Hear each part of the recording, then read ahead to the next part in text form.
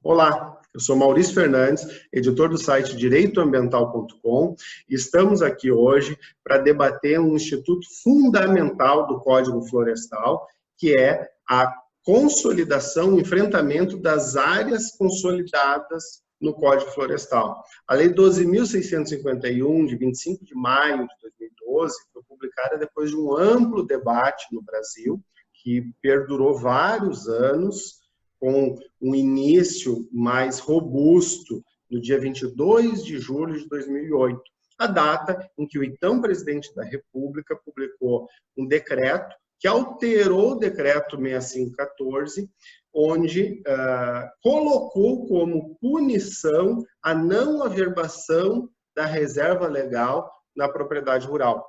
Essa infração administrativa, que antes não havia, gerou uma mobilização do Congresso Nacional e da sociedade brasileira para debater projetos antigos que já estavam no Congresso de alteração no então Código Florestal de 65, a Lei 4.771. Lembrando que esse Código de 65 já alterava ou já revogava um Código de 34, feito lá por Getúlio Vargas. O que aconteceu foi que o Código vigente, então, desde 2012, dividiu o enfrentamento do tema, especialmente APP, a Áreas de Preservação Ambiental, e Reserva Legal. E esse enfrentamento se deu de duas formas, áreas consolidadas e áreas preservadas.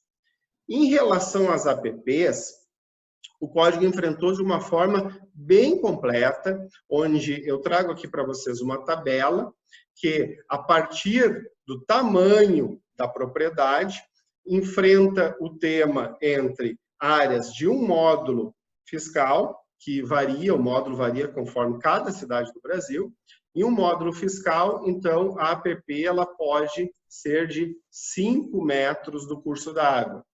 Isso não é para nascente, isso é para curso da água. E de até 4 módulos fiscais para 15 metros. Acima de 4 módulos tem outro regramento. Tudo isso aqui está na lei e a gente tem essa aula pronta aqui que coloca para vocês.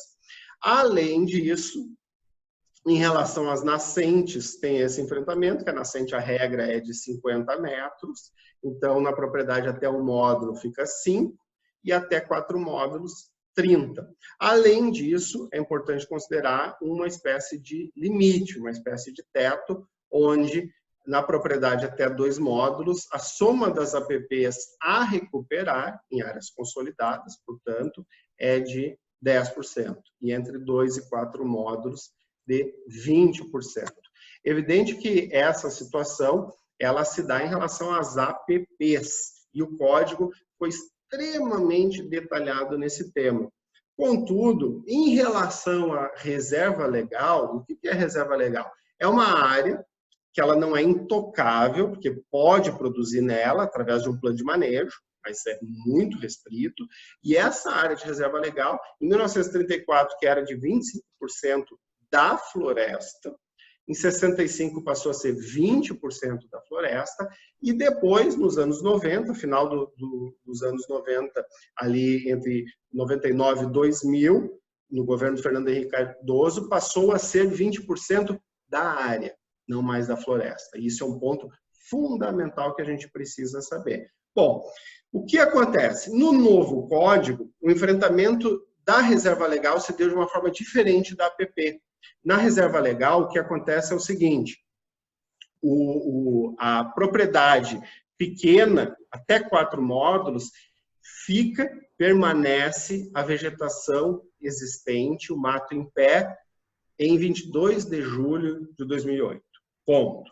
Em relação às áreas acima de 4 módulos, muda completamente, que é o artigo 68. E esse artigo 68, ele diz o seguinte, vale a lei vigente à época do desmatamento. Uma regra muito simples, onde no parágrafo 1º, e eu vou colocar para vocês aqui o parágrafo 1º, no parágrafo 1º, ainda de uma forma bem simples, coloca que o proprietário ele pode fazer essa prova de uma forma muito simples por qualquer meio de prova em direito admitido. Ou seja, se em 1980, uma data hipotética aleatória que eu estou pegando aqui, em 1980 foi desmatado uma área e permaneceu 20% do mato, que era o que valia naquela época, hoje não há o que reparar, não há o que recuperar. Por quê? Porque naquela época tinha que preservar 20% do mato. Hoje é 20% da área. Isso muda completamente. Bom, o que acontece é o seguinte, um artigo que é possível bem compreender, na prática tem se tornado um problema. Nós temos estados do Brasil, Minas, Mato Grosso do Sul, São Paulo, que já estão fazendo a análise, a homologação do cadastro ambiental rural, que gera, consequentemente, o programa de regularização ambiental. E esse programa de regularização ambiental exige, demanda que a regra hoje vigente tem que ser aplicada. Claro que nós estamos falando de uma regra de áreas consolidadas, que eu me refiro especificamente na área de reserva legal acima de 4 módulos ao artigo 68. Na prática, isso está criando uma dificuldade muito grande. E a gente convidou aqui um colaborador do site direitoambiental.com, que é o Dr. Francisco Bueno. O Dr. Francisco Bueno, ele tem um escritório, Bueno Mesquita Advogados, ele é mestre e doutorando na USP e atua tanto na área de compensação ambiental, quanto na sociedade rural brasileira, justamente advogando, dando palestra, analisando a legislação, orientando produtores rurais sobre esse tema especificamente. Ou seja, é um especialista no assunto que nós convidamos aqui para discutir esse ponto específico. Olá, doutor Francisco. Olá, tudo bom, Maurício? É um prazer aqui continuar contribuindo com o direitoagrário.com, esse excelente serviço que vocês prestam à comunidade jurídica, em primeiro lugar, mas também aos produtores rurais, e que muitos se baseiam na informação dos especialistas que contribuem com vocês. Por favor, explica para a gente o que está acontecendo, porque o artigo é de fácil interpretação, mas parece que não é tão simples assim na prática, né, Francisco?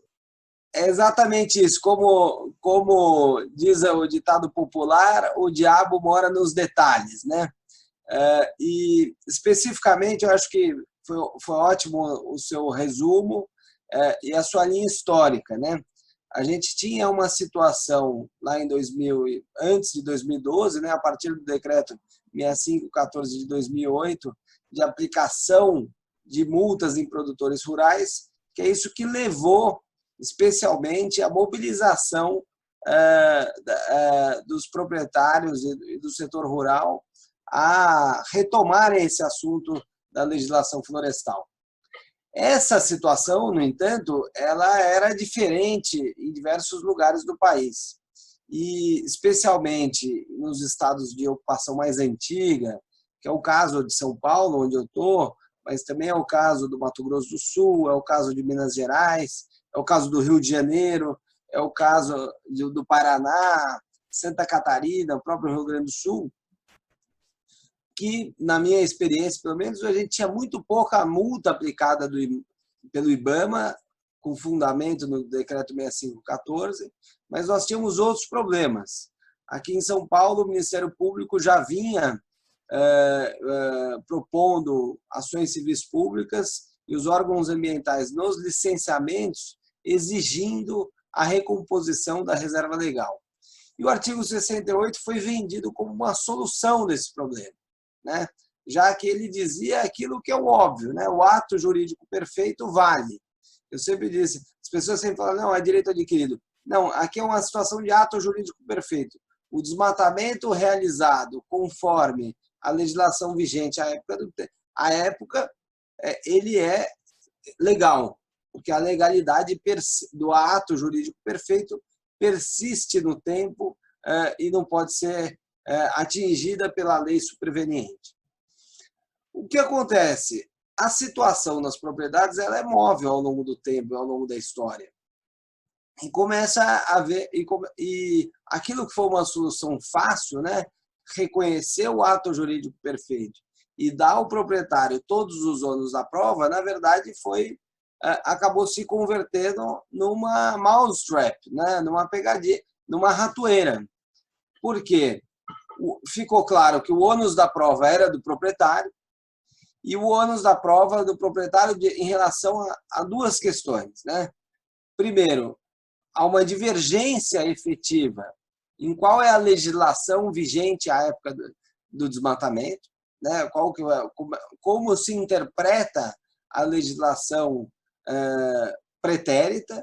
Evidentemente, você não pode fazer uma mera interpretação literal à luz dos princípios hoje vigentes de sustentabilidade, porque a intenção do legislador e a própria concepção da sociedade no Código de 34, por exemplo, era outra. Então, há muita divergência em relação a essa efetiva evolução do regramento jurídico. Aqui em São Paulo mesmo, a Procuradoria-Geral do Estado chegou a dizer que o artigo 68 não teria aplicação no Estado de São Paulo, porque o percentual de reserva legal sempre foi de 20%, diferente do que aconteceu na Amazônia, que era de 50%, aumentou para 80%, depois, em algumas hipóteses, é possível que volte para 50%. O fato existente, né? Quando ocorreu o desmatamento e sobre qual percentual nós falamos, né?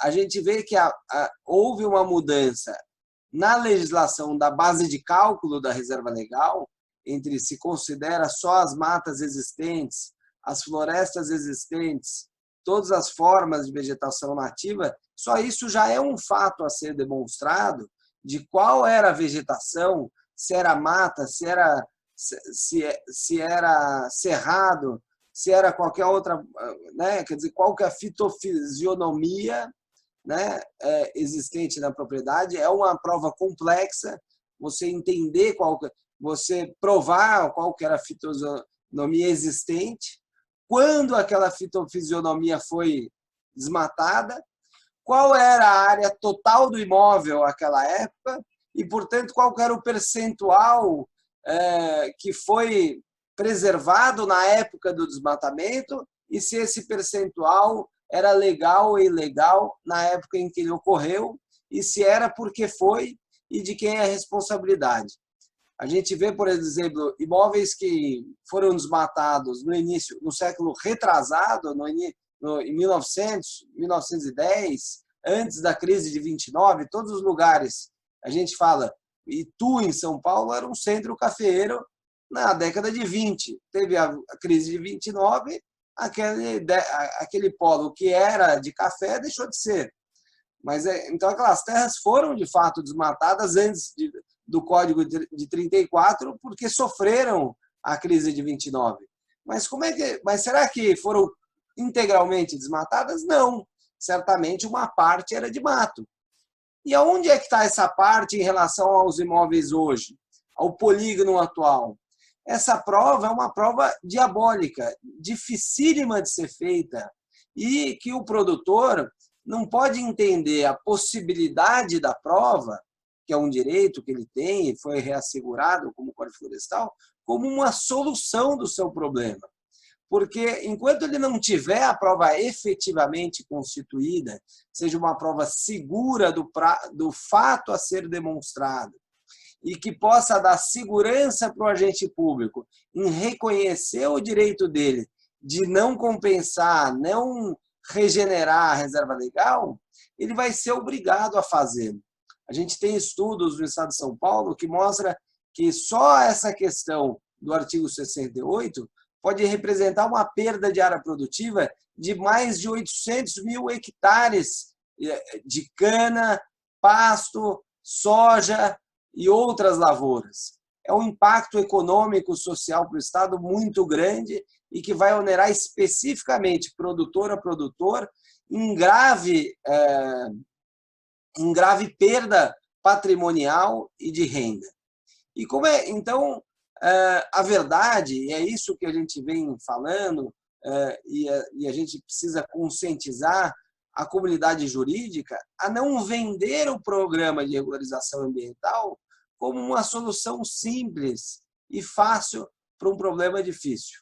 Nós temos um problema complexo, que é uma mudança de perspectiva do que é a obrigação de preservar as florestas nos imóveis rurais e uma lei que exige do proprietário uma grande demonstração da sua legalidade, por padrões de conformidade que no passado não existiam.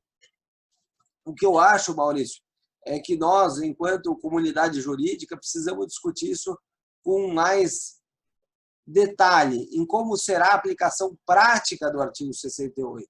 Porque a prova que se impôs ao proprietário, ao produtor, ela é uma prova diabólica, é uma prova dificílima de ser feita e que o agente público, pressionado pelo Ministério, pelos órgãos de controle, Ministério Público, e o próprio Judiciário, que tem uma visão muito restritiva dessa anistia que o Código Florestal deu, reconhecendo o ato jurídico perfeito. Eu não gosto de dizer de anistia, porque você não pode anistiar o que foi legal, né?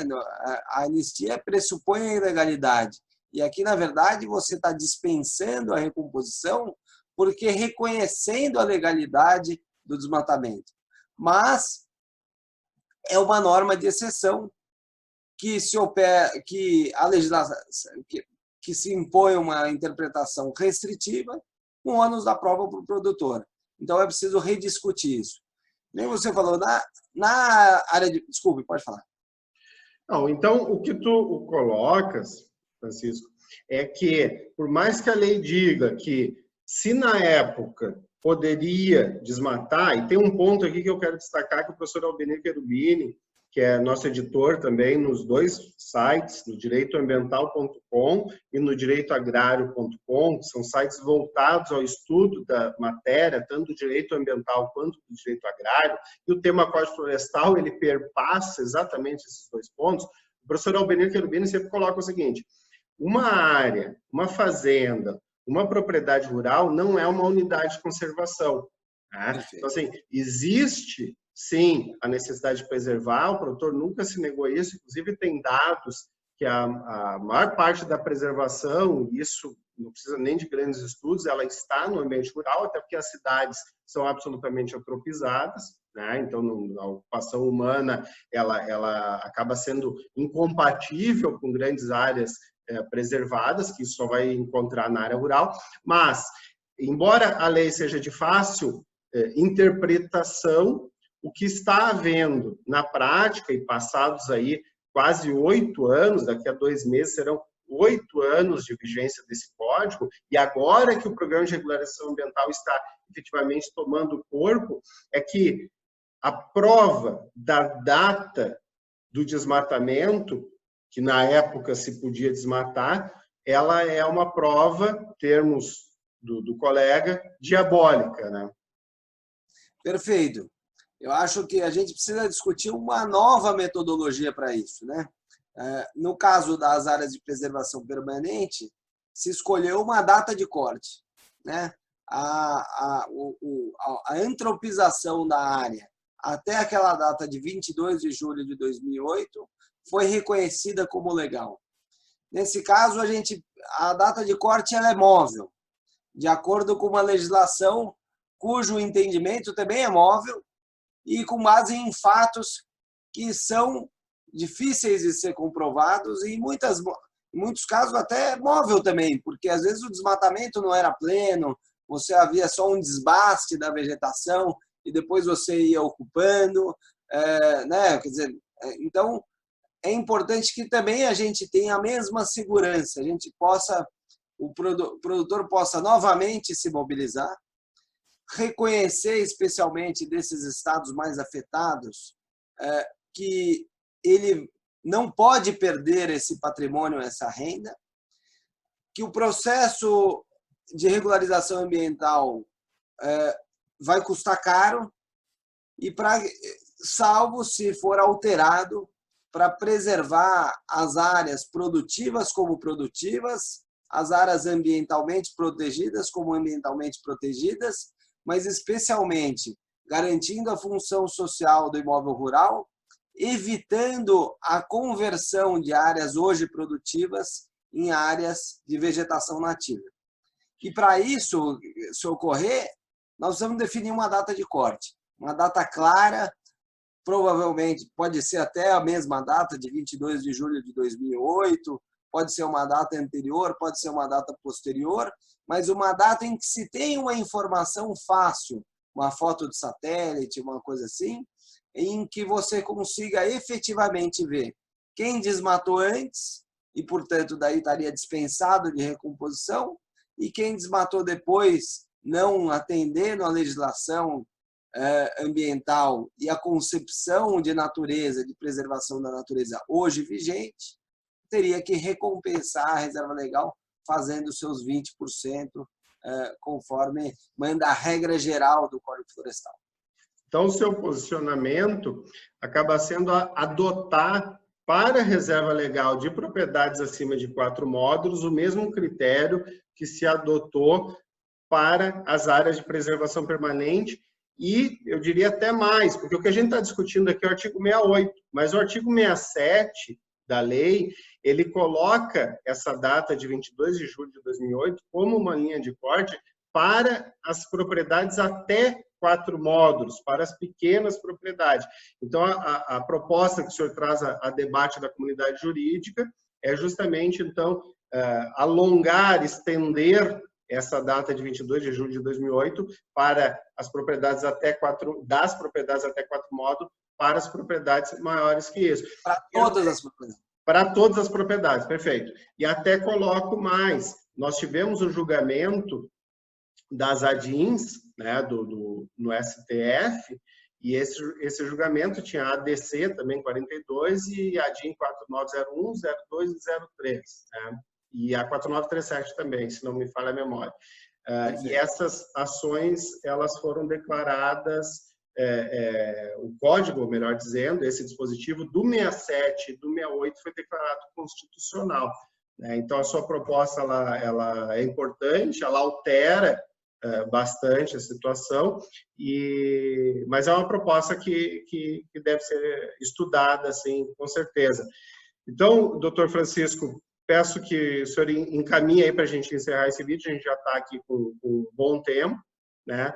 E a sua participação aqui, a sua proposta, realmente ela é significativa, né, para o direito ambiental e para o direito agrário brasileiro. Eu gostaria de chamar a atenção, especialmente aos colegas, que façam esse exercício com os seus clientes, com os seus amigos e com as suas próprias propriedades, no sentido de verificar como é difícil essa aplicação, se colocar na posição do gestor público, que vai ter medo de agir, porque os órgãos de controle vão exigir uma certeza na aplicação desse dispositivo, se ele se mantiver do jeito que está, que vai inviabilizar a aplicação do artigo 68. Então, em prol da eficácia do princípio de preservação das atividades produtivas, a gente aprofundar o estudo da aplicação do artigo 68 e poder, com isso, gerar a segurança jurídica e a estabilização que a gente quer. Muito obrigado e meus parabéns por todo o trabalho que vem sendo feito, sério e responsável, pelos 2 portais. Obrigado. Com isso, encerramos. Acompanhe o site direitoambiental.com, compartilhe as informações ali, a gente faz uma curadoria de conteúdo especializado, o site direitoagrario.com. Estamos nas redes sociais, Instagram, Facebook e aqui no YouTube também. Muito obrigado. Obrigado.